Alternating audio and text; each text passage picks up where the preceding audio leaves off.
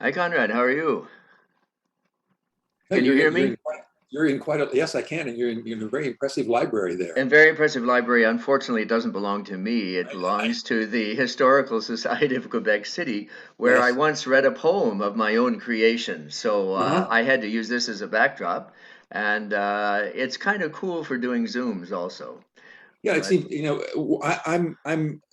I find the backdrop thing a little bit troubling sometimes because you get that wavy, the edges of your whatever image you're looking at yeah, is not stable. But this right. is pretty good. It doesn't seem to, But this is good. Yeah, yeah. In my I system, don't it know doesn't. why it's Now, better. now I see that Joe Simons has joined us too. Hello, Yes, Joe. he How are has. you? Here Hello, comes Peter. Joe Nice to Wang. meet you. Yeah, And nice. Ooh, what was that? oh, I that think was it was. another thing. And Conrad, you're in a new location. Yes, I had to relocate today because we're having some work done that Yeah, they're right in the room where I normally am. So I had to move fortunately, yeah, my iMac is also Wi-Fi enabled. So I'm usually connected on the Ethernet, but today it works yeah. just fine. It's a great, it's like a huge computer that's also wireless, that Oh, you can, like portable. You just move it around. So it wasn't very hard to relocate here. And hi, Joe. Hi, Joe. How are you? Hi, the other Joe. Hi. Right. Well, how are you? Fine. Did you Good to go see you. out on In the study? on your fields today and do a little bit more farming, or just Yeah, I was out this morning, yeah, in between some rain showers. Yeah, still yeah. went to work. Yeah, Oh, that's great. like It's a really donkey. healthy. Plowing the Really South healthy. 40. What's that? Were you plowing the South 40? No, I was pulling down ivy, as a matter of fact, Right. off of buildings and walls and stuff. Yeah. God, that stuff Interestingly, is Joe, terrible. I can Well, hear that pumping sound, a little bit of a whooshing sound. I can hear it on your audio again today. So it's just, it's not. Yeah, I think it's a fan on my Mac. No, I Uh, don't think so. I think it sounds like a technical sound that is the result of the decompress the compression decompression routines that they have to do. I mean, Zoom really uses a lot of decompression. I mean, of compression to get all the data through the pipeline. And I think it's something is happening okay. when it's. I think it's a it's my theory anyway. well, I hear the fan on my Yeah, but computer right now, though. it's not an actual. I mean, it's a sound we hear, but it sounds to me like it's been uh, like the computer is generating it, not a fan noise. But anyway, it doesn't matter. are we? Is this a full complement of people? Well, John Coles is going to be on. right. He wrote a wonderful email message a couple hours ago, or so. Yes, yes, yes, yes, It's he of did. great research. Yeah. So I hope. So while we're waiting for him, I'd like to hear a little bit more about you, Joe Simons. What year were you at Exeter, and what have you been doing since? You- In well, 25 words or less, of course. yeah, I mean, I guess one way to answer that is I can give you something in 10 seconds or, half a month or something. But Right. I'm class of 63. Hmm. I had never attended any reunion until I got a phone call from one of my classmates, the vast majority of whom I have made no connection with. I only know two or three guys. So this Hmm. one guy calls me out of the blue and says he'd really like me to come to the reunion, and we got to talking, and I said, this was in, of course, 2013. I Hmm. said, well, the only reason I'm willing to come is if I can give a talk about climate change and what is the school doing about it.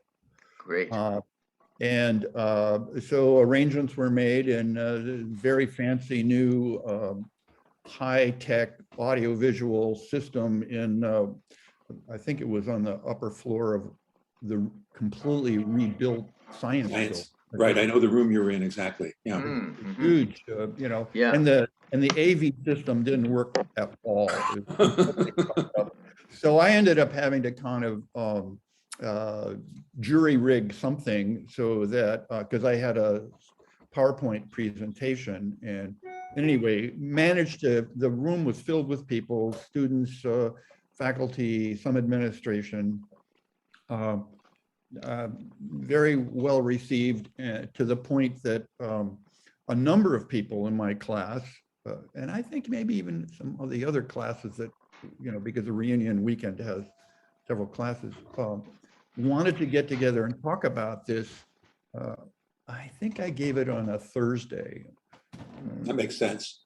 But anyway, so there were these spontaneous meetings on Friday and on Saturday among, maybe 8 or possibly up to 10 people, saying, hey, we really ought to carry this ball forward. And that led to we set up a web page, and which is no longer available, but and quite a bit of dialogue. And I don't exactly know how Conrad even heard about it, but he heard about it fairly quickly, somewhere between 2013 and 2014, and the number of people have shifted and basically also declined. Hi, John. So it came down to the point of, hi, I'm Joe Simons. It came down to the point that the only 2 people remaining were Conrad and me. And we just kept, chewing away at this. And then just in the last 2 weeks, last week almost, all of a sudden there's this Mount Vesuvius, kind of opens up, and all of you guys have shown up and said, hey, we ought to do something, which, I'm thrilled that this would involve some revised and renewed energy. Because the concept that I came up with and that we came up with was that, Exeter is a leadership incubator, and we chose this name at the beginning, Environmental Stewardship Initiative, and abbreviated ESI, and we were going to try to get the concept of non-civi at an institutional level, so that it wasn't just that every student did non-civi, but the institution itself did non-civi. And we were going to, create this sort of semi-conceptual viral process. So the branch at Exeter would be ESI Exeter, the one at Andover would be ESI Andover, and ESI St. Paul's and all that. And that was ESI Harvard. Well, but then, and then it bounced up to the second stage of the rocket, which is, I don't know about your class, but in my class, 50% of my graduating class went to Harvard, and 25% to Yale, and everybody else, where they went. So then it was going to go to the college level. And so you would get ESI Yale, ESI Harvard, ESI Stanford. And of course, by the time you'd have 8 years of serious climate conversation and resolution and so on, when those guys graduate from places like Harvard, the vast majority, I think, go into professional degrees, grad law school, med school, that kind of thing. They're going to be carrying forward hopefully these, I know this sounds like I'm, crazy, but I'm going to call them revolutionary ideas that, we really have to alter the fundamental thrust of this massive, let's call it snowball, rolling down the mountain that's about to take out every village below it. And so that was the general concept, was to try to build a re-educational process, or a focusing of that, because, hey, what's at stake? A mass extinction event. So I think that's probably too much. I will just add a couple of details so that I think Joe knows, but he forgot to mention. So first of all, Joe and I have never met. When I looked, I have the 63 yearbook. I have actually a yearbook for every year I was there. And when I looked up his picture in the 63 yearbook, I'm pretty sure I recognized the face as somebody that I'd seen around campus, but we didn't have any interaction. So, but we have seen each other virtually for now 6 or 7 years. Yeah. The reason one of the people in the room when Joe gave his presentation, oh, well, yes, and say the reason Joe, one of the things about his never being back to Exeter is that he lives on Orcas Island, which is off the coast of Washington State in Puget Sound. And you know, they don't let him off the island very often, but he did get off for that. And one of the people who was in the room and actually was there for all of the class of '63's reunion was Nat Butler, who was doing research for what we should do on our 50th reunion the next year. So as soon as Nat had that experience, he started, you know, he got in touch with me, and because he thought that I would be interested in that, and we've been, that's where it took off. So yeah, we have Nat to thank for this too. Yeah, and for many other things. Yes. What I think is cool about this, and goes in the sense of what Jonathan has pointed out. Thank you, Jonathan, for your recent email today. Is that we as alumni have to be very diplomatic and very sort of gradual in our bringing up of our hope that the climate crisis will be explicitly treated, and not just the history of paleontological, impacts going back in the courses that are there. So I think that it's very, very important. It's wonderful that we are already two classes. And I think that if alumni can come, if we can reach out and find people in the class of '68 and the class of '61 who share our concerns, that our whole effort will be viewed as a more general and softer concern Well, let me on the say, part of all alumni. Yeah. The ESI team that formed over the course of the first year. I mean, by the time we had our 50th reunion in 2014, the ESI team included people from the class of '79, '80, the class of '98, the class of 2007. So we had about depending on how you counted, almost a dozen people. The other thing I think I forwarded to you the two email replies I've gotten from Andrew McTammany, who's currently the sustainability coordinator. So I was really pleased to see in his, so I wrote a letter of, just wrote to him. I had his email address, and said that I had something to do with ESI, or I'm not even sure how much I explained. But he got back, and in his very first sentence, he said he was glad to hear from me and hear about our efforts to push Exeter. He used the verb push, which I thought was very interesting. I hadn't anticipated that degree of sort of encouragement for trying to promote change. And then so we met. It's not even been a week. We met on Thursday of last week, so it's just been 5 days.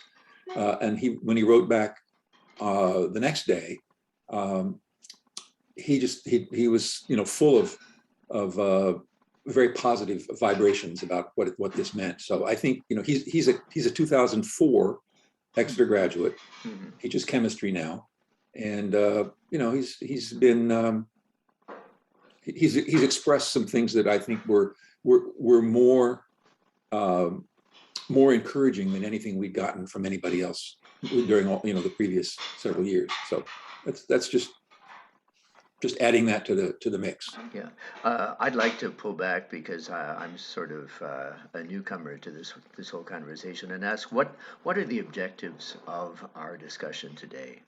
Are we going to try to come up with some kind of action plan, proposal, or the content that we'd really like to see? Some discussion about what we'd really like to see included in the curriculum. What do you guys see as the main focus of what we're talking about? I'd like to hear what John and Joe Duane have to say, because they haven't said anything yet. It's just, I think that's a good place to focus at first. So the two Joes and I have had a couple of discussions since this started. I mean, the other reason that got this started is that after our Zoom environmental discussion earlier, our class discussion with Mel and I on opposite sides of whether climate was an issue or not. I was having a conversation with Joe about, I guess, an email exchange about various things, and it was and somehow the subject of ESI came up, and And I sort of explained how, I guess I was explaining that from my point of view, any momentum that we had started in 2014 was kind of squelched by 2017, so 2018 going on there by the sexual misconduct issues that were roiling around Exeter, and just sort of taking all the oxygen that was available to do anything out of the ordinary was consumed by that. And and then Lisa McFarlane, who I had a pretty good relationship with, I met with her 2 or 3 times, and she resigned after 3 years as principal because it was just it was sort of crazy. Sexual misconduct has again reared its head in this fall. I don't know if John and Peter are aware of it, but they're not doing a good job yet. And the Vanity Fair article and so on, yeah.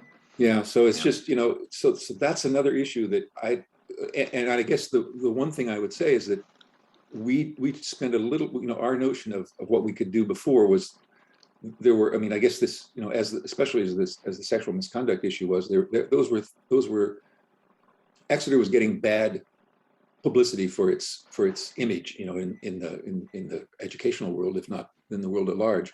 And we were trying to, that was sort of the idea of institutional non-sibi, was that they could do a lot for that image by really being a bold leader in a totally different field, and sort of and say, look, just let the world see what they could do.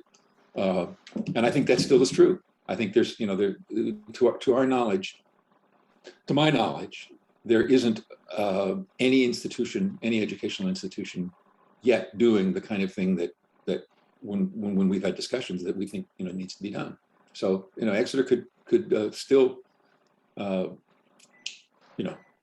distinguish itself, and I think that's. Oh, and it should. And it should, yeah. So, Joe and John, do you have anything to say about what you think, how we should approach this? I think Joe should speak first, because we had a very nice phone call where he did talk a lot about goals. Mm-hmm. Good. And I'm much more a newcomer than he is, so I think Joe should bat first. I think principally what I have to add is, and I will just keep harping on this like a one-trick pony, as we go forward, is to keep focused on the goal, and the goal is definable, defined, and achievable, and that goal is to have a full year climate course on the curriculum next year, 1 year from now. Now, the content of that is something we can all talk about, but not to have any lesser goal and any less defined goal than that. If all this effort is to really result in something, because it can just go off into a talk fest. Absolutely. And one element of that course should be leadership. The fundamental concepts I want to bring are climate, action, and leadership. So it's not just study and analysis and discussion of the root causes and trade-offs and of reactions are all part of it, but it has to really focus on actually how to do something about it, which involves, to some extent, so-called politics, not necessarily Democrat versus Republican or conservative, but interest groups around the world who have investments in institutions and processes and lifestyles that are obstacles to addressing this climate crisis. And so the object should be to have a full year course um, on the curriculum 1 year from now, and in following years, followed up by other courses. They don't need to be full year courses, more focused on aspects of the science of it or the economics of it, and uh, uh, really completely focused on leadership. Right. That's why I sent these comments from Greta Thunberg around just a little while ago. Oh, I didn't see that. It's not for more blah, blah, blah. It's for action. Yeah. If we don't take action, then we're part of the problem. So basically, that's what I have to add at this point. And That's great. as we continue on, I'll be harping on those same points as we go forward. Yeah. And Jonathan, could you just sum up to add to that the caveats that you brought out in your recent email? Well, I don't necessarily think of them as caveats, but the first question I posed after I talked to Joe was, well, what is there already? Because I said, gosh, it's such an important topic that it must be very present in the curriculum already.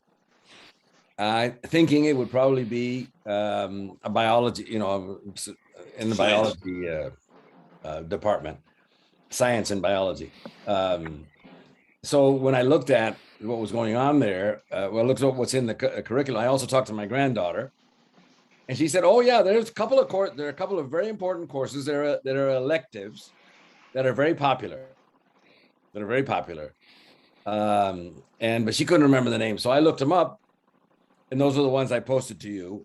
And you noticed that the first one, it seemed I didn't discover the biology one until late because it's last in the list of courses is the sciences, but the history course is really very comprehensive. It touches all the aspects, but of course it's a history course. It's it's where you got to a certain point, Right. and it doesn't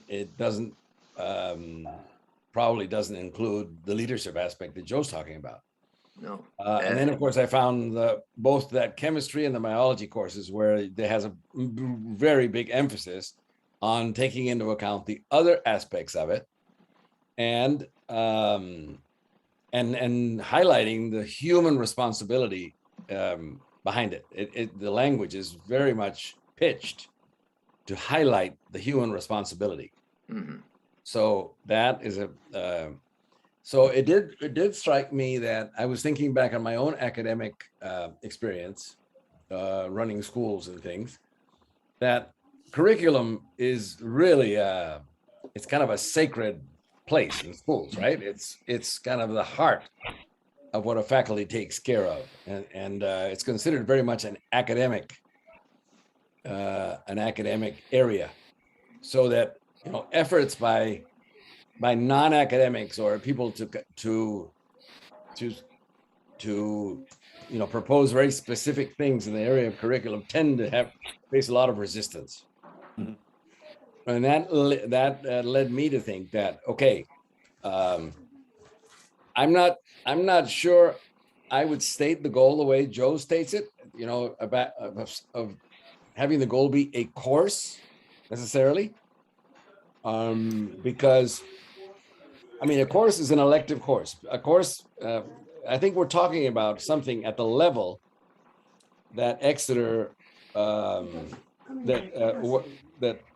operated at Exeter with the subject of women and the impact of coeducation, which was the theme of all of last year. That was a 1-year thing, and now, if you listen to, you're going to get a full report of this from Nat at our next call.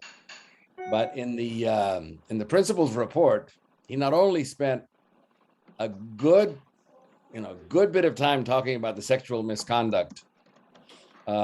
He actually called it a failure. He called it something he had to apologize for, and he called it now a major initiative to getting that right, that takes into account the feelings and the position of the the injured parties, which was the big complaint.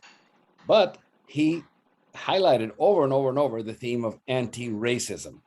It's like it's become a major theme in the school.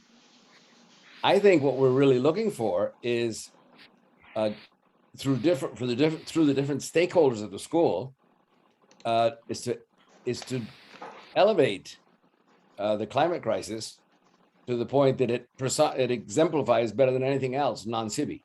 Right. I think that's what and then it would be manifested in everything. It would be manifested certainly in the leadership aspect, but it would be manifested across departments, and it would not be considered kind of a special area of study. You know, it would be across multidisciplinary, and I think there is space for that. I think there is space for that if you look at the course catalogs, there's so much in there about flexibility and about student initiatives, responding to specific initiatives in terms of course design and course interests.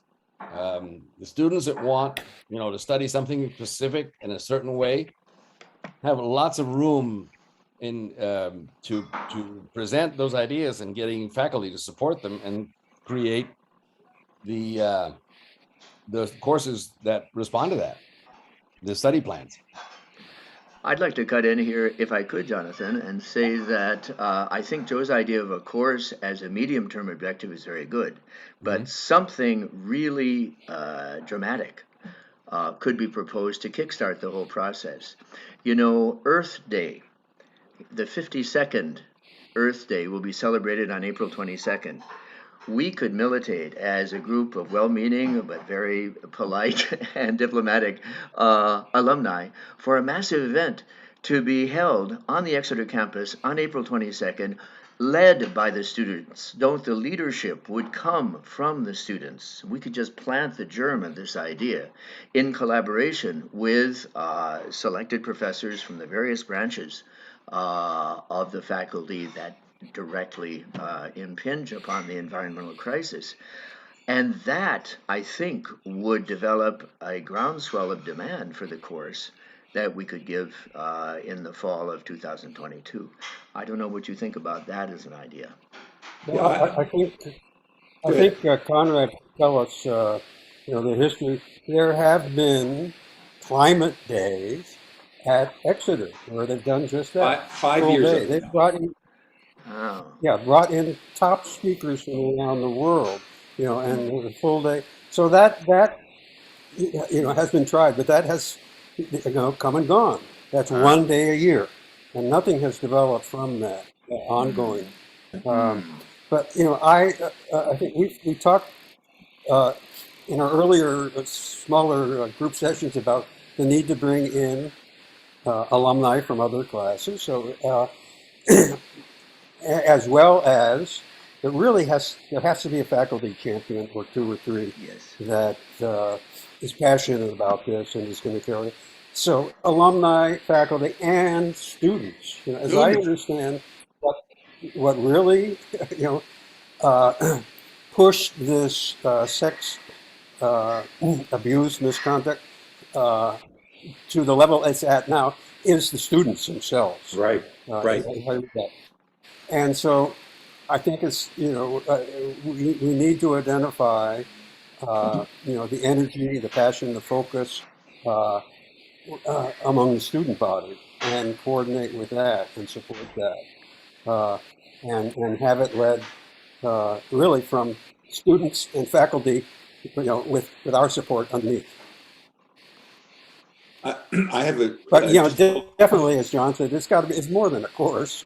Yes, it needs, it's a total awareness that should permeate, many aspects of education, of courses, academics, as well as general life at Exeter. Yeah. Sure. I have a couple of questions for Jonathan, and I think it may be that you don't have the answers, but maybe through your granddaughter, or this could be the beginning of some research. So I agree with you that the history course is the one that seems to be closest to a sort of a comprehensive thing. I wonder two things. How long has you said the report from your granddaughter is that it's popular. Kids do it. I wonder how many kids have taken it. How long have they been offering it? Is it been 5 years? Has it been? I doubt that it's any longer than that, but I may be wrong. And then so it'd be nice to know how many students have actually had that exposure. And then I'd also like to know is it been the same teacher who has stuck to the course? Is it more than one teacher who does it, or how did it come about? Because it's for what it does, for what you can read there in that brief paragraph. It's biting off a lot. The thing that is, I think that we would certainly suggest needs to be added is focus on leadership, and specifically the thing that isn't addressed at all there at all is how the difficulty of getting the right thing started on a societal level will involve somehow overcoming the dominant cultural narratives that we've been living by for a long time, and that sort of make it hard to change. And so somehow preparing students to understand what that, to figure out how to counter those, develop new narratives and whatever it is. I'll just share, I was sort of, one of the things I saw, I think, over the weekend, an article, I think it was published in the Beyond 2 Degrees, which is actually a Canadian service. Maybe Peter knows about it. They had an article about the goals professed by automobile manufacturers, and it was focused on North America. So I think it was both the United States and Canada. They talk about going all out to promote electric vehicles, and I'm not advocating that that's a solution in any sense, but there's been a lot of attention paid to that change, and yet when you look at their corporate plans for the next decade and a half or 2 decades, they're anticipating building 20 times as many gasoline-powered cars in the next 15 years as they are electric cars. I mean, yeah. I mean, it's just. I mean, I can't verify the accuracy of their numbers, but I think that they're probably it's a pretty responsible organization. So it's like that's an example of the built-in prejudice for the way we've always been doing things. And part of the reason is that they make more money. I mean, their bottom lines still dictate a lot of what they do, and so it's understanding what those forces are that prevent doing something different. Because what we're doing now is definitely moving us closer and closer to catastrophe, and that's all. I just wanted to point that out.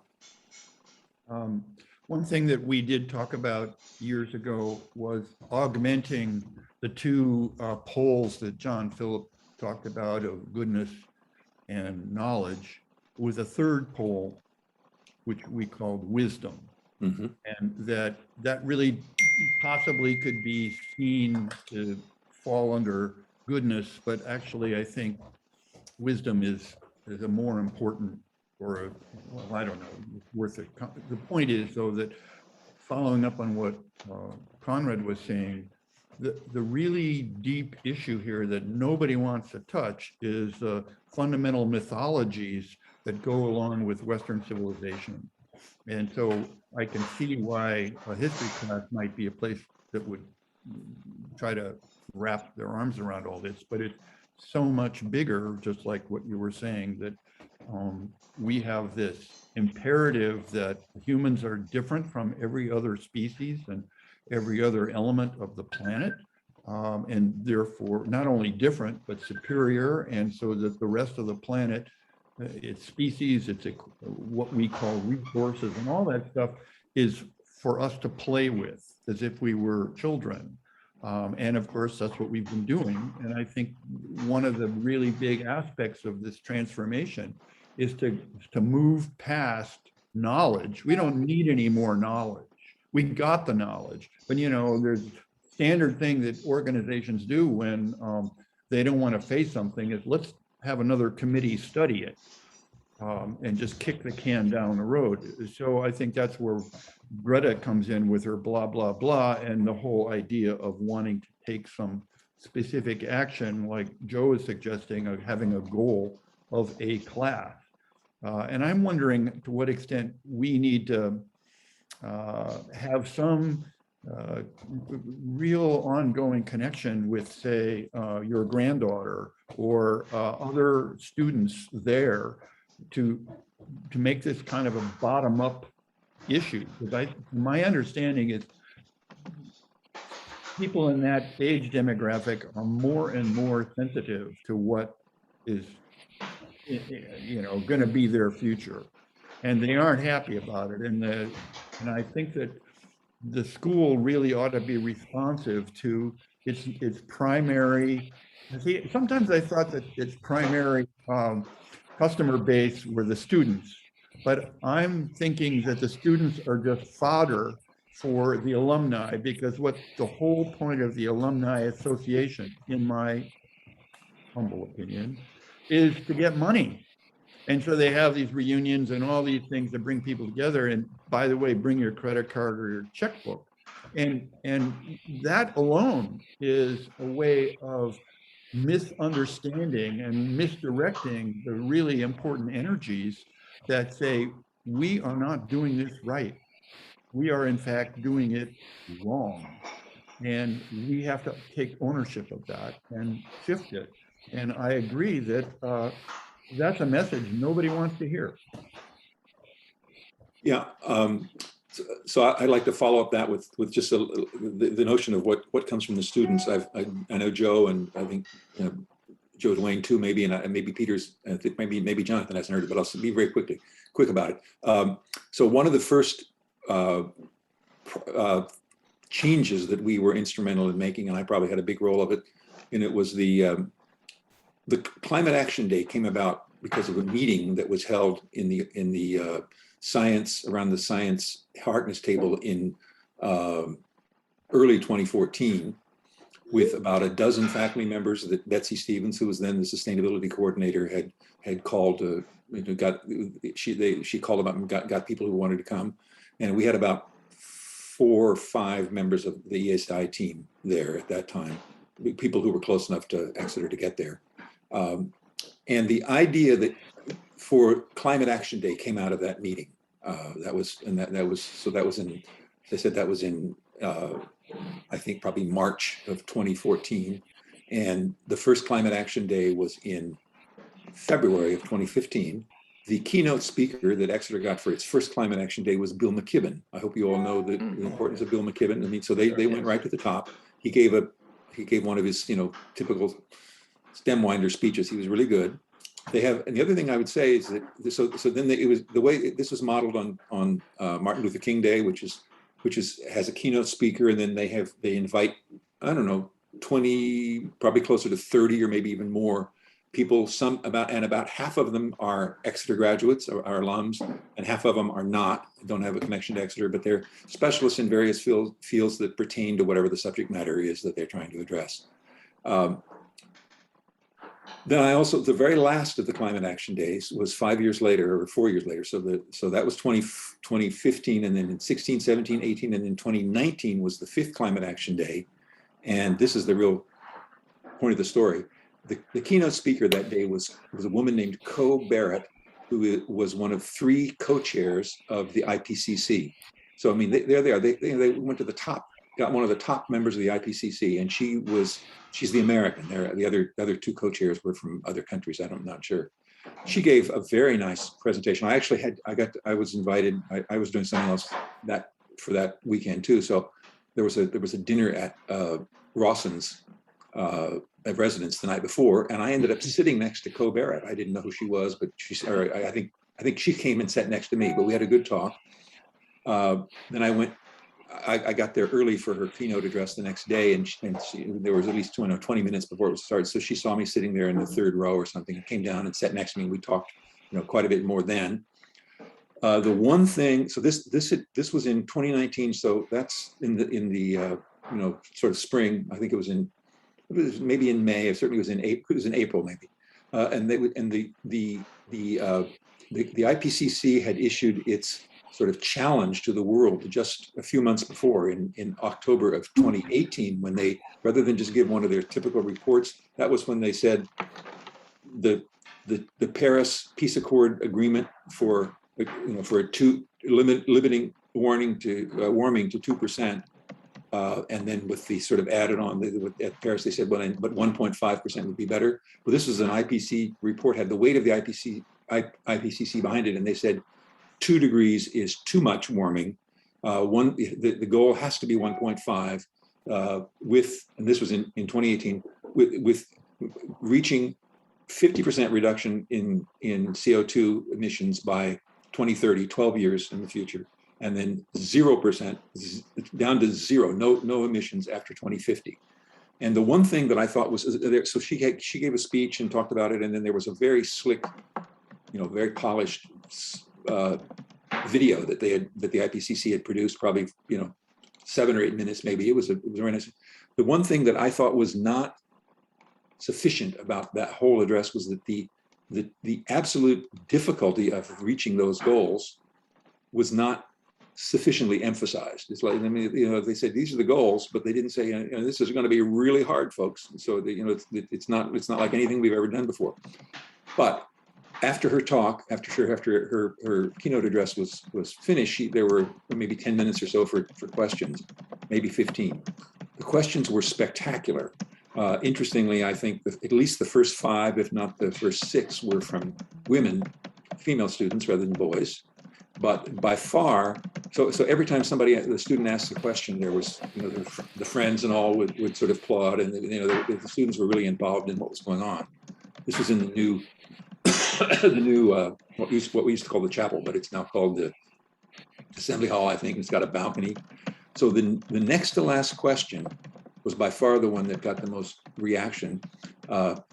It was somebody up in the balcony, and he identified himself as an upper. So I guess he was 16 years old at most.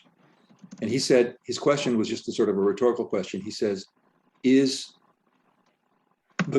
the climate crisis be adequately addressed as long as industrial capitalism is the system we have? And the room exploded in excitement about having a question that sort of drilled down into such a critical understanding of what our crisis was.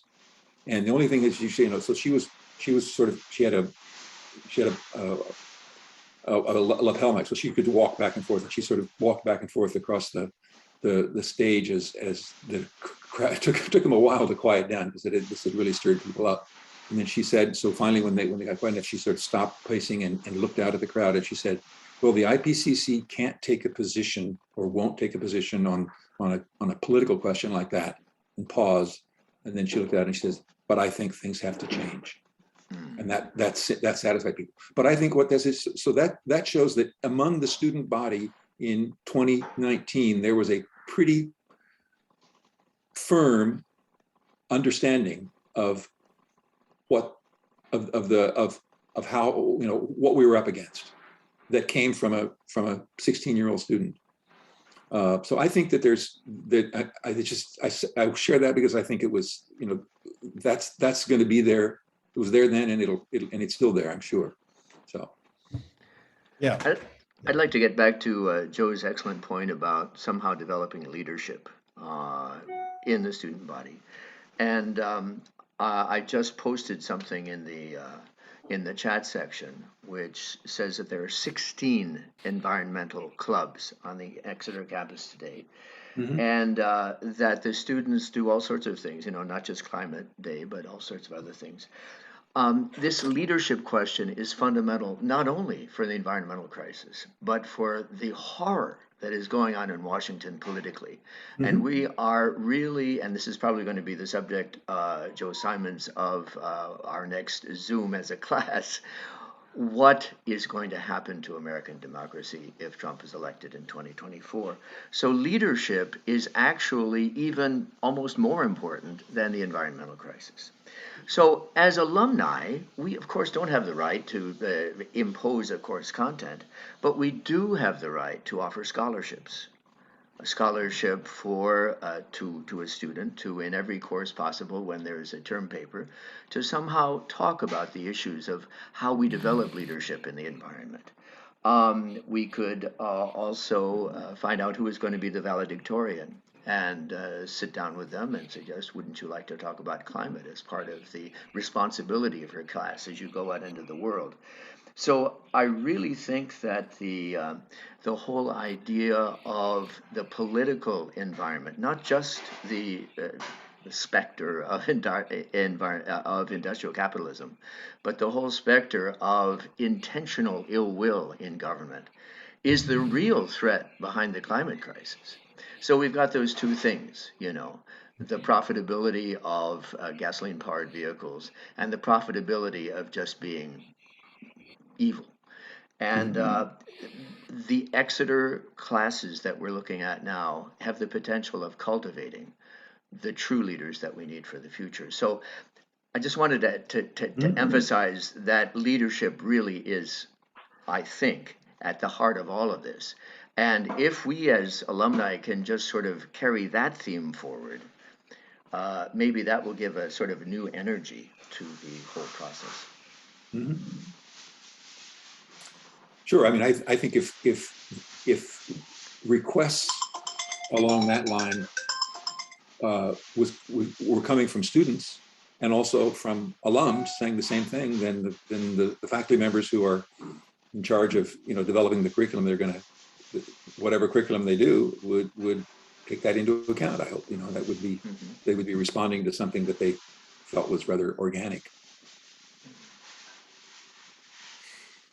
I guess I'm still not clear what alumni could do that would be well perceived by faculty and the administration and the students. Well, I mean, we can find out. I certainly, in the meeting that I had with Andrew and Warren just on Thursday, they did make it clear that from their point of view, the faculty is very interested in what alumni have to offer and ideas. I mean, I didn't start the subject. Andrew brought that up. Mm-hmm. So I'm just reporting that.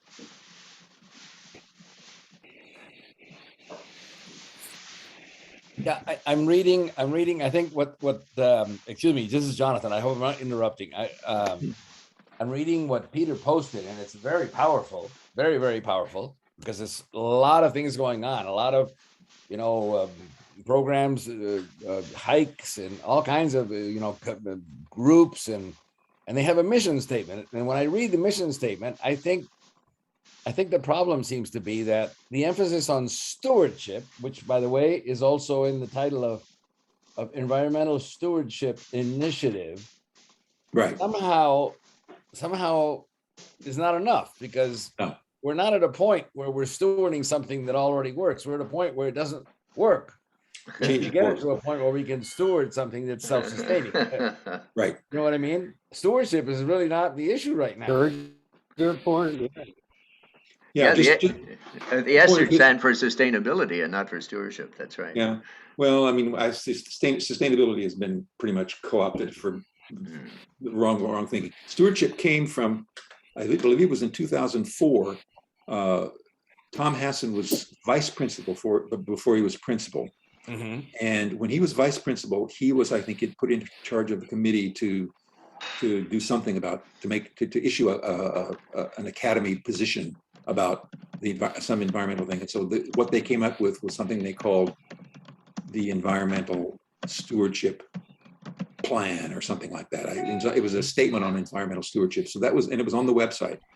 So the word stewardship was adapted, was chosen for the Environmental Stewardship Initiative because it seemed to be reinforcing. I mean, it was good language. It was, it was a start, and so that's why that was chosen for the name of the group. But I agree that my thought about whatever we choose for a slightly improved name, I think should have the word leadership in it rather than I mean, stewardship.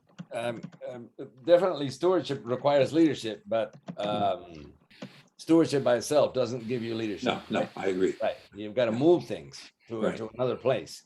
Right. However, they both belong together because leadership doesn't necessarily direct that energy into stewardship. Well, yeah. I mean, one of the things that I think we will probably see fit to produce fairly soon is a broader statement. So we can have a 3 or 4 word name. We can't say everything on that. So we need to have a statement of, you know, a page or several paragraphs that encapsulates what we think is the core of what we see as needed. But I think in answer to the question that Joe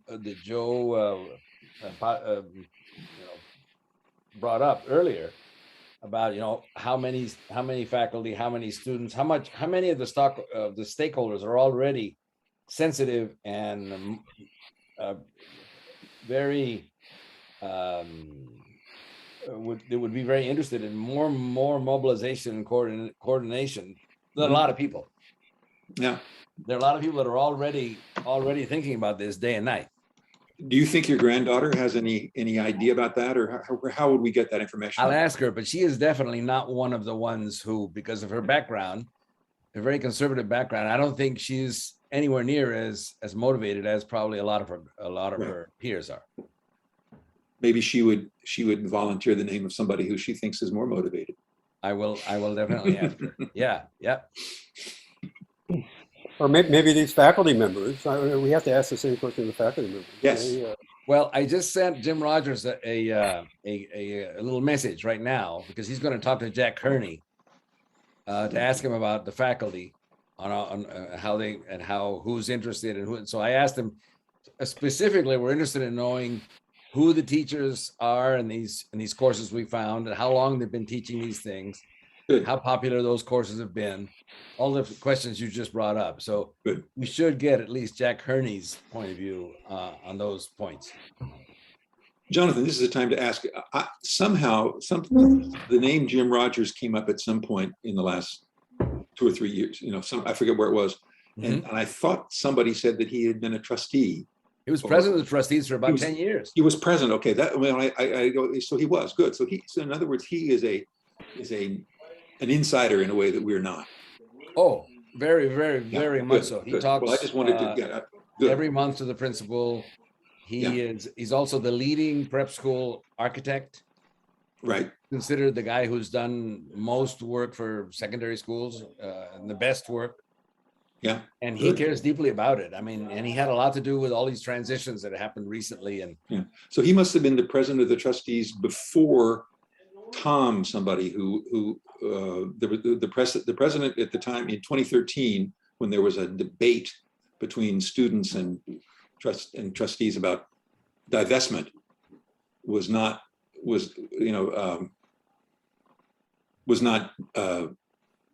Jim Rogers. He'd already gone on. So, but he must have been probably the previous president or something. So that's good. I recall it. He stopped being president some 8 years ago, maybe. It's whatever that. Yeah. I don't know. I mean, Joe and I couldn't remember the name of this of the president of the trustees was also a Tom in 2013. And I could look up his last name. I haven't done it yet. Yeah, it'll come to me. It's like Horton or Morton, but it's not. I can look it up. Yeah. Anyway, so Jim must have been before him. Yeah. But anyway, that's very good. If he doesn't feel that he wouldn't be stepping out of bounds to become associated with an initiative like us, trying to sort of push Exeter. He's in favor of that, you think? He's definitely in favor of the idea. How to participate? He's got a lot of health things going on right now, which make him very, very careful about taking on additional responsibility. So I don't know about that part. Okay, well that's good. And even if his name is just associated in a positive sense, he can that wouldn't hurt. Exactly. And he must have been, so, Rawson was a trustee. Maybe Jim was the president when Rawson was a trustee, because I think Rawson was a trustee about that time ago, that long ago. I think that's probably the case because they seem to be very good friends. Good, okay. Well, Yeah. good.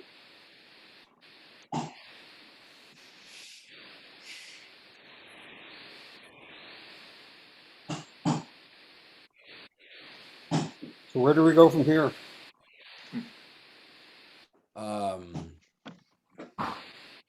Well, we've mentioned a number of to-dos that we're already starting to it's kind of questions to be answered.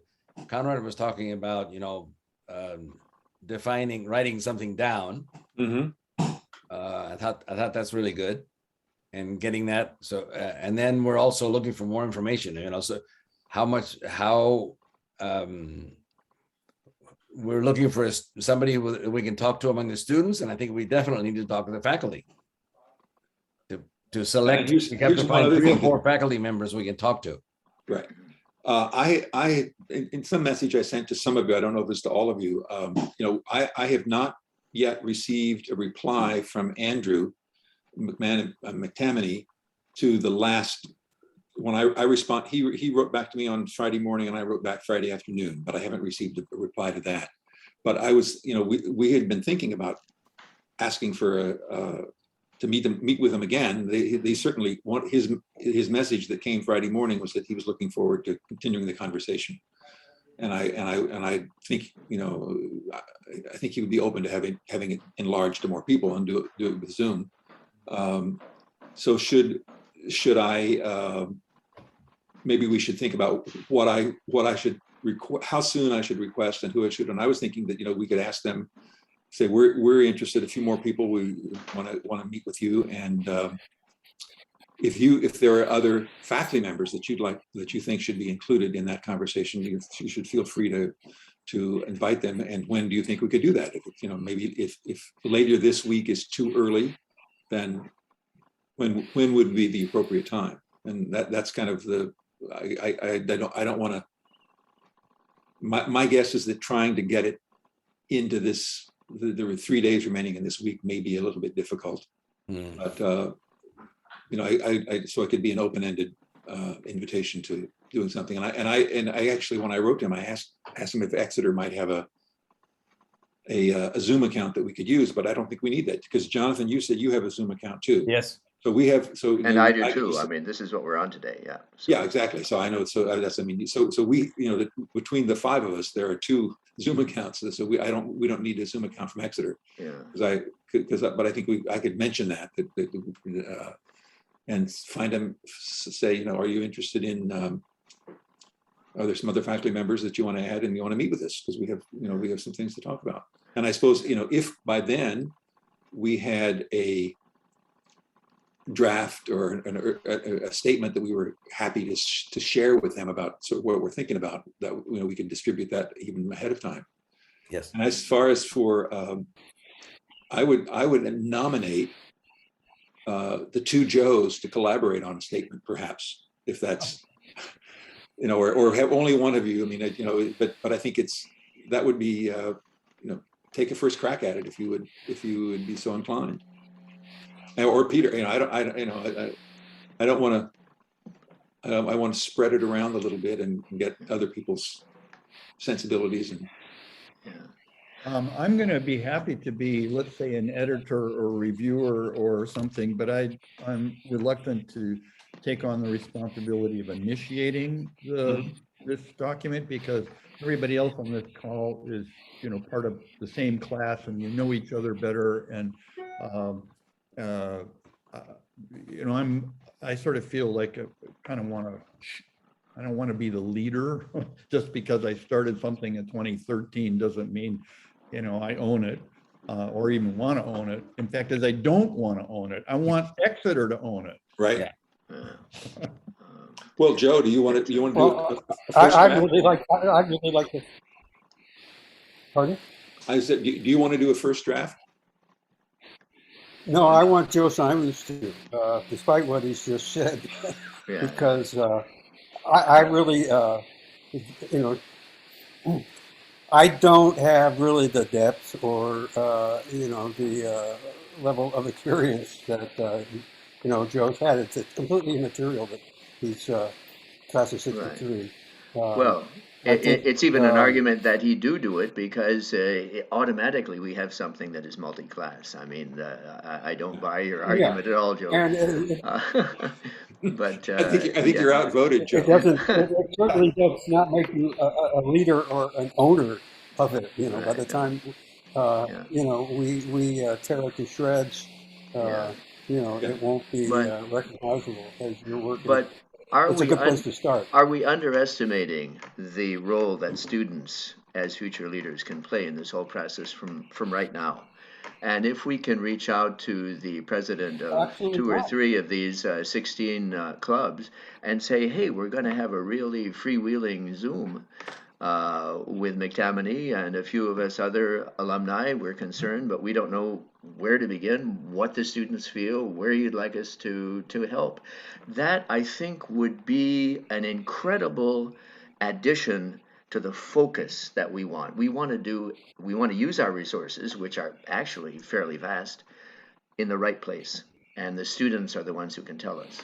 Do you have email addresses for students or a way to get them, do you think?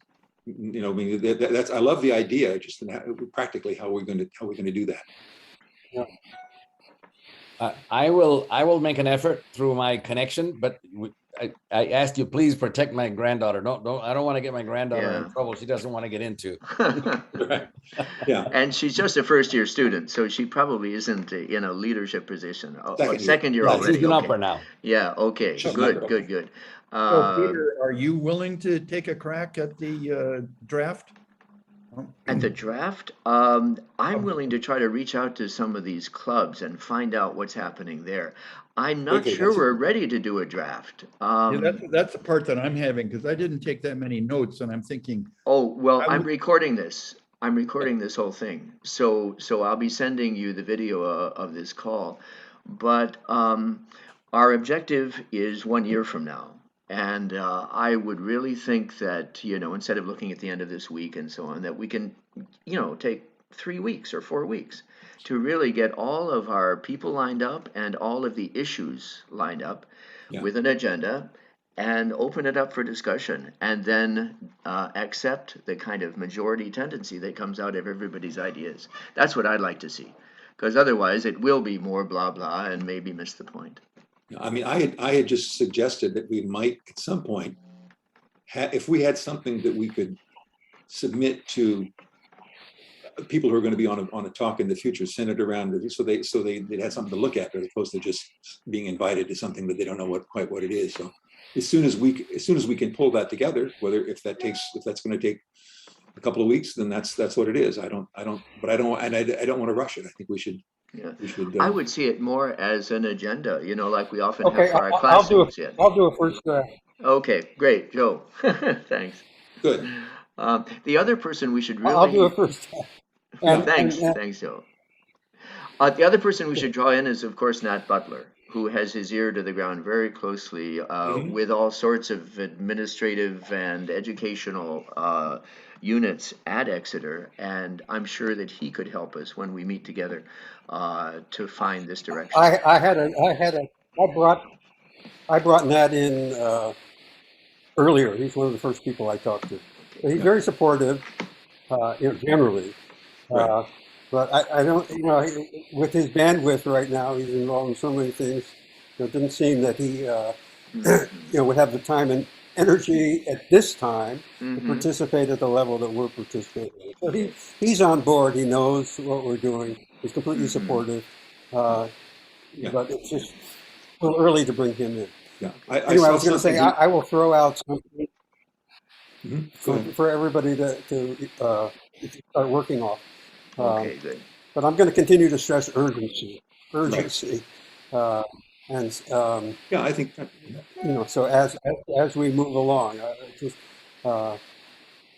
putting it off for more and more discussion later, I think is one of the essential problems that the world is facing with climate change. So Yeah, I would just say something Nat shared by email to some group, I don't know who it was, just in the last day or two, I think indicated that he had attended the Exeter Leadership Weekend, which is always held in the fall. And it's like a 2 or 3 day thing, but it was like a couple of hours online. It wasn't like it normally happened, but he was part of that. So if he had that perspective of what was talked about there, that would, anything we, I'm sure he would look at anything we wrote and said, yeah, that's consistent and that's good and that's not. So, Right.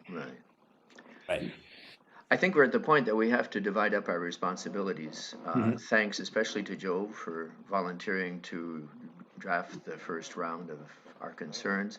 I would propose to work with Jonathan and the current students at Exeter to try to find out who would be appropriate for us to talk to among the leaders who are there in the environmental clubs. Would you accept to work with me, Jonathan, on that? Well, of course. I mean, how could I not? Okay. And Peter, here's one idea. I mean, Andrew McTamney, by being the academic sustainability coordinator, I'm sure must Right. know all of the student leaders That's in the. right. So I think you should feel. You have his email address, I think, when I forwarded things. Yes, we So, had. so I think you could write to him and say that you're working. You're one of the few people, small group of people who are working together, and could he refer you to any students who he thinks would be good to talk to, whatever, however you wanted to approach that. Would you have time to approach him? I mean, you're already in dialogue with him. Wouldn't it be better for you, as you talk about other things, to mention that I could Jonathan and I mention it, will but reach out I and think then I we would mention write in that 4 or 5 days? Yeah. maybe I would say that and copy you on it so that he could Yeah, reply to you too. exactly. Yeah, Exactly. Yeah. that's great. That makes But sense. I think I mean, that would be a test of how forthcoming he's able to be about, letting us reach out to students and all. And so let's find out. And of course, the other issue is the faculty members, the most dynamic faculty members in each major field that impinge upon the environmental crisis. Yeah. And either Conrad or Joe, would you be able to identify those people? Joe Simons. Well, yeah, I can say, so there was a faculty member at the meeting I had with Andrew and Warren, and that was, he's a Spanish teacher, somebody I met the weekend of our 50th reunion. He's been a teacher for 20, 30 years. His name is Mark Trafton, and he was active in the Clamshell Alliance, which was the group that was trying to oppose the Seabrook, New Hampshire nuclear plant that did eventually get built. But he's been an activist, a longtime activist, and just so I just happened to I got to know him the weekend of our 50th, and I've communicated with him many times since then. And I think he would like this. He'll be part of anything if they want him, because he's very committed.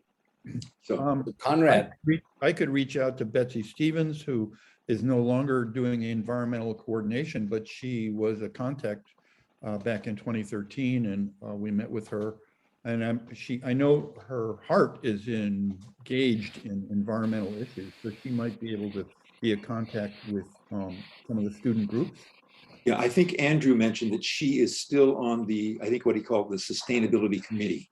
Oh, she's not the coordinator, but she's involved for sure.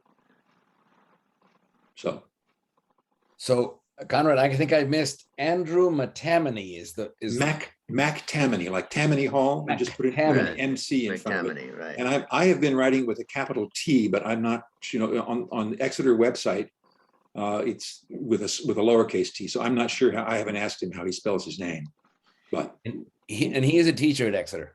he's a 2004 graduate of Exeter, and he's a chemistry teacher. Okay. I was when I looked him up on the Exeter on the faculty list. When I found his name, first of all, it was written with a lowercase t, which surprised me, and then I saw it was just he was listed as sustainability coordinator. It didn't say anything about teaching anything, so I was under the impression that maybe it was a full-time position now, but it's not. He explained when I met with him that he still is teaching chemistry, but so he's I mean that the position of academic sustainability coordinator has always been maybe like 1/4 time or 1/3 time. I mean, it's considered part of his job, but and his teaching load is lightened somewhat because of that. But he still is. He's not being Exeter is not paying someone full time to be a sustainability coordinator. Thank you. Thank you. Yeah. Well, the more I hear, the more impressed I am by what is already going on. Yeah. And my question is, what are the weak links in the chain, or the points where we can catalyze further dynamism? You know, we're not trying to reinvent the wheel, but just add a little bit more momentum. And I think that is the ultimate question that our group is trying to answer. Am I right? Well, yes, and I think in that line, I would concur, Joe. In your first draft, I hope you will find some way to address the issue of leadership. I guess you'd call it leadership, helping students understand how to overcome the narratives that our society lives according to, which are not being useful. So this is, you know, learning how to sort of that we have to create help them learn how to create a new story that will facilitate the kind of change that's needed, because the current story is not about change. The current story is about, you know, we're doing what we've always done, and it's gotten us, you know, it means we're in charge of nature. And I think, I mean, that's a pretty fundamental shift that we're asking not just Exeter, but, you know, the world to embrace. And I feel that somehow until we have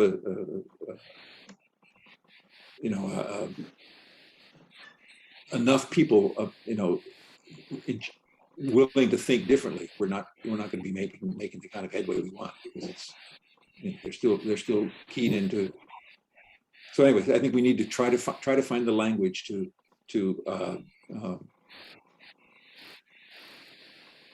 assert that needs to be an important part of whatever they do. Anyway, that's my feeling. Yeah. That's in my 4th paragraph. Good. You might want to kick it up to the 2nd paragraph. Yeah. It all leads up to that. Right. Okay. And in the 3rd sentence of your 5th paragraph, I'd like to say that there are really 2 objectives here. First is to create future agents for change, future leaders for change. And I think if somebody had told us that at their age, we would have said, wow, that's really cool. Yeah. So we want to make Exeter students of today the leaders of tomorrow. The second thing, however, is the institution of Exeter Academy itself. Mm-hmm. We want it to be investing in change institutionally, in all of its investment strategies and all of its public service. So we really have 2 targets. Well, targets isn't a good word, but two audiences that we're trying to reach out to, I think. Mm-hmm.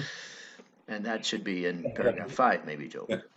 You can decide if you want to use the phrase institutional non-city, but you know, that somehow we decided when we were starting this a few years ago, that Exeter was trying to instill the notion of non-city in its students, but it wasn't really demonstrating it. That's a good idea. So.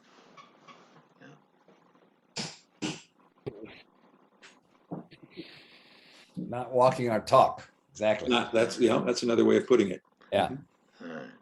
Well, I mean, I love having the 5 of us together here, but I don't, you know, if we think we've reached a point of diminishing returns right now, we don't have to keep it going. And we can do this whenever there's another opportunity.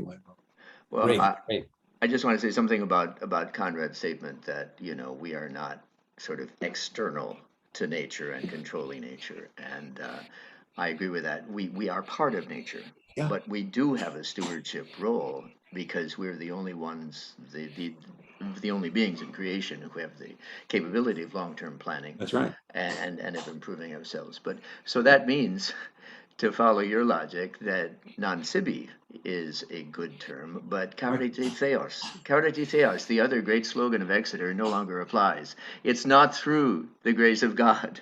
Right, It's right, through our own actions that we're going to right. see change. right. Yeah, I mean, I guess nobody understood that. what we need is to uh, somehow recognize that hubris of humans to sort of, assert ourselves is, we need to learn to Yeah. be a little more humble Oh, absolutely.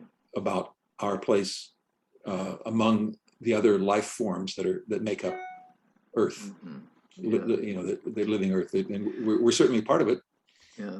Well, But since the 19th century, the Catholic Church, I think, used the word stewardship long before Exeter used it. Mhm. And Pope Francis has put forth an encyclical, which is called Laudamus something, Yeah, Laudamus Si, see, Laudato Si, very recently about this whole environmental crisis. like And three years ago at least. Now, 3 or 4 it years ago. was 2015 that he did that, yeah. Right. Okay. So But 6 years ago. but in about 6 days, on October 4th, he has convened a meeting of all the religious leaders around the world from all different theological traditions Mhm. to meet in Rome and to talk about the environmental crisis. Yeah. So that is something I just wanted to point out. Jonathan and I have talked about this, and we Yeah. find that very positive, that transcendence, which corresponds, I think, to the term goodness that you used, Joe Simons, is also a force that we can talk to the students about, see if they respond to it. Well, we're all reading the book, the Heinberg book. Right, the power book, yeah. Yeah. So I'm glad to. I mean, I think that's a pretty important document for this era right now. Richard has been yes. Crusading for close to 50 years now. I mean, he read The Limits to Growth in 1972, as I did, when he was just a college graduate, and that sort of shaped his life too. Yeah. But in that, the point he makes in the book is that it's not what's gotten us the success we have in dominating Earth and nature now. It wasn't only the genes that lead you to exert power over others and get them to do what you want, but there's a whole bunch of other, the spiritual and the Right. search for beauty, which is a great Beauty, springboard, right. which we can count on to overcome the abuse of power. Well, that reminds me, if Jonathan and Peter, you may not know, Heinberg has played a violin his entire life. Oh. And he performed, I will send you a video of a talk he gave at the New England Conservatory. And before he gave it about artists and their role in the world, and it was in 2019, I think. But before the talk, he performed 3 or 4 movements of he had a guitar player, and he practices 2 hours every day. That's great. So he's a musician too. That's just wonderful. I'll send you. It's wonderful. Nice, please do. And it's a talk. It's a very. I think some of the themes in Power he was already exploring in the talk that he gave to a very small. It's a very personal talk. He shares a lot about more about his personal life than I'd ever heard him. And I think I explained to you. I went to a high school in St. Joe, Missouri, for a year before I went to Exeter, and he went to the same high school. Started there right after I graduated from Exeter, so he's just 4 or 5 years younger. Wow. And we didn't know each other, of course, then, but we have a connection through that too. Nice. And I think I actually talked to him when I was still involved in ESI. I think he would be he would certainly make it every effort to come and participate in something at Exeter if there was interest in that, he would be wonderful. So we can keep that in mind. He might even play his violin for us. Yeah. Oh, we should, and then he can talk about the music of the spheres. Yeah, exactly. So yeah. it's very pertinent. Yeah. So I will Now, send you. as alumni, could we pay his airfare? And I mean, what kind of action can we do? Wouldn't that Well, be I a think I wonderful mean thing to sort of stimulate things? I think Exeter could also easily stand whatever expense that Of that is. course. He lives in But, California, but yeah, but we can. I mean, I talked to him. I ended up when he was here. He was here in 2016, 20. I forget what year it was. It was right after his book about um, Our Renewable Future, which is the big book that he wrote before this. It was about 4 or 5 years ago. And I ended up taking him to the airport after he had been the keynote speaker at a transition thing. I guess so. And I think it was that it went on that was when I was talking to him about coming to Exeter, and he said he'd love to. wow, great. So Right. so Okay. let's we have a lot of irons in the fire. Some of them may not be. We'll see what we can do. Yep. Thank you guys for convening, for coming together, critical mass. I really am just honored that I could be included in your class and in trying to advance this idea that really belongs to the world. Right. Absolutely. It's just that I maybe Conrad's heard me say this, but my assessment that the Bible for the 21st century is Kubler-Ross's On Death and Dying. And if you know that book, the very first stage of the 5 stages is denial. Mhm. And it seems that that's where a huge proportion of people are at. They can sort of see something. It's like being told she was a cancer doctor. It's like being told you got cancer. It's like the first reaction is, no, I don't. Technician made a mistake or whatever. And so we have, and of course the steps, as you probably know, are denial, anger, bargaining, depression, and acceptance. And we're trying to cram all of that down into like 5 years, something like that, on a global level. And it's going to be quite a ride. Yeah, well, I'm up for it. Okay. Yeah, it's What sort I of would- like what else is there to do, right? Right. Right. I mean, this is the kind of thing that Exeter supposedly created us to be able to face. The Right. biggest, Absolutely. baddest shit there is. Right. So we want to encourage all the alumni and hopefully the faculty and even the administration and the trustees that this is the new mission of this school. That's right. And it might fail anyway, but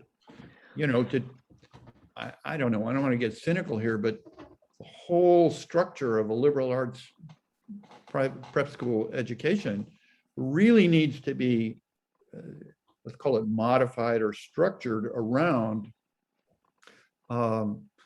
something that if we don't handle properly, we're all going to be gone. And it's sure looking that way right now.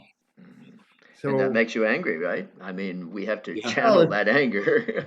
yeah, well, it actually makes me kind of sad because I think of us as being presumably intelligent, but basically our frontal cortex is being hijacked by our limbic and our reptilian brains. We were fine for thousands of years. And according to what I've read, people were healthier when they were on a hunter-gatherer diet. Oh, yeah. Things started to go south when we created food security, because food security suddenly meant cities and meant writing and meant all kinds of things that we have gotten distracted by and in a sense addicted to. And when fossil fuel came into this, that just blew it wide open. And we're smart enough to see it, but we're not wise enough to do something about it. And that's where I think Exeter education should, and not just the education, but the whole, they have such an opportunity to really step in, and as the key word here has been leadership. And, I don't know how to get that triggered. Yeah. That reminds me of when Joe and I were sort of just feeding each other links about things we'd found that were. I found a very interesting. There's an interview with an American relatively young American philosopher who grew up in Iowa, named Daniel Schmachtenberger. Wow. And he lives in California now, and he had this wonderful phrase partway through the interview. He says, we have attained the power of the gods without the wisdom of the gods. And that gets back to Joe's trilogy about wisdom, goodness, and knowledge. Mhm. I think wisdom is, in fact, the result of the application of goodness to knowledge. Knowledge Right, without right. goodness is dangerous. Yeah. And so what we're seeking for is wisdom. Right. What I'd like to ask as we close this is, can we have a Zoom exactly at this time in 1 week?